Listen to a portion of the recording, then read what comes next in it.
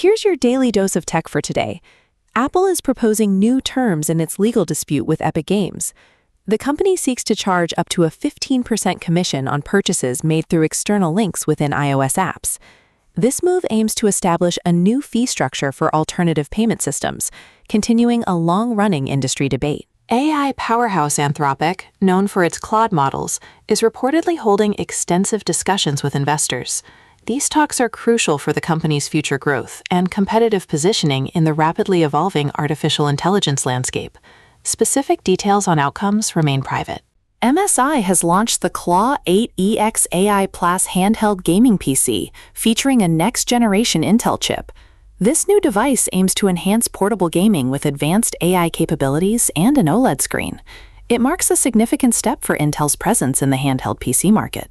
Samsung has unveiled its latest flagship foldable smartphone, the Galaxy Z Fold 8 Ultra. This iteration continues to refine Samsung's foldable hardware design.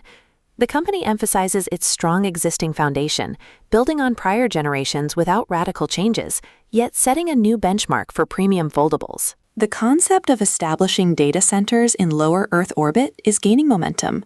This futuristic frontier aims to address growing data processing demands by leveraging unique space environments. However, the move introduces complex challenges, particularly for insurance providers assessing novel risks. Rocket Lab is demonstrating increased launch flexibility, while Blue Origin is advancing its two-pad strategy. The reports highlight significant constraints in global launch capacity, indicating strong demand for space access across various sectors. This points to continued growth in the space industry infrastructure. A new project has successfully implemented the IPv8 Internet Draft in Linux, libc, and BGP. This technical breakthrough represents a significant step in exploring the next generation of Internet protocols.